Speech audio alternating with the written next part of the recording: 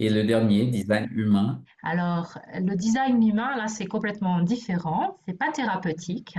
Alors, le design humain, c'est à partir des données de naissance, date, lieu et heure de naissance, qu'on va rentrer dans un logiciel. Ça va nous donner ce que le design humain appelle un schéma corporel.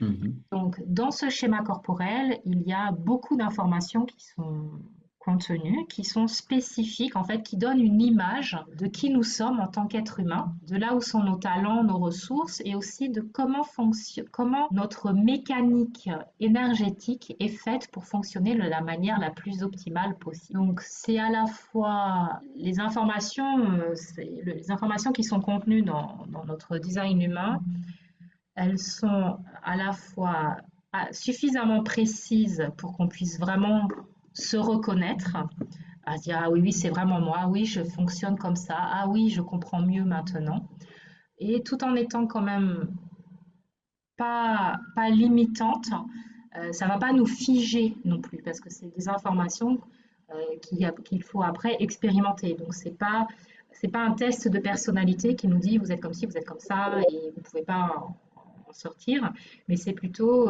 voici les endroits, voici comment votre énergie peut fonctionner de la meilleure des manières possibles. Est-ce que vous avez accès, est-ce que vous êtes plutôt le genre de personne qui a accès à beaucoup d'énergie, pas trop d'énergie?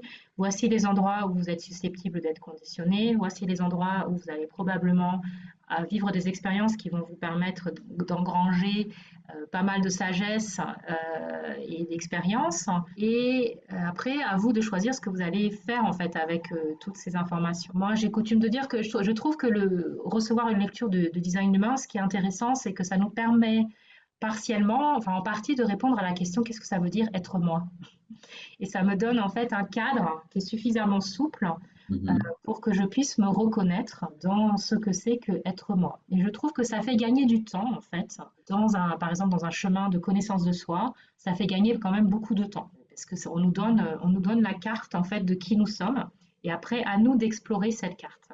Initialement, le design humain, d'après ce que j'ai lu, a été, je ne sais pas si je veux dire conçu ou créé en tout cas transmis pour aider les parents par rapport à pour aider les parents à élever leurs enfants en fait en respectant leur mode de fonctionnement unique. C'est pas la même chose, mais dans l'idée, c'est un peu comme quand on va se pour les personnes qui sont intéressées par ça, quand on va se faire un thème astral, un thème de naissance, ça donne aussi plein d'informations sur qui nous sommes, les obstacles qu'on va rencontrer potentiellement, voilà, et comment, ça nous donne aussi, ben, là, dans le design humain, des questions pour nous aider à reconnaître là où on se laisse embarquer dans les normes et les standards d'autres personnes, en fait. Donc, trois approches très différentes Ouais.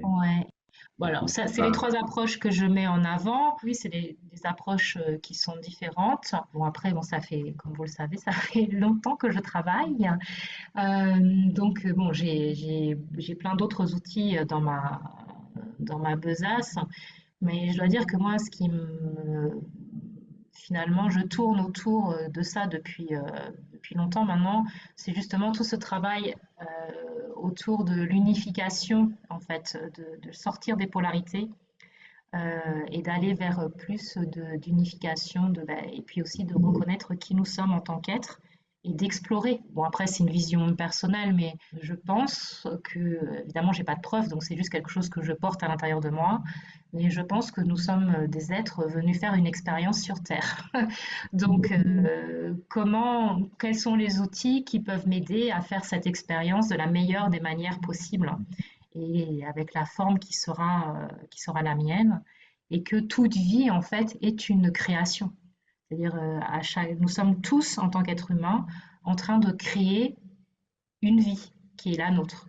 Et donc, nous sommes tous des artistes de notre vie, d'une certaine manière.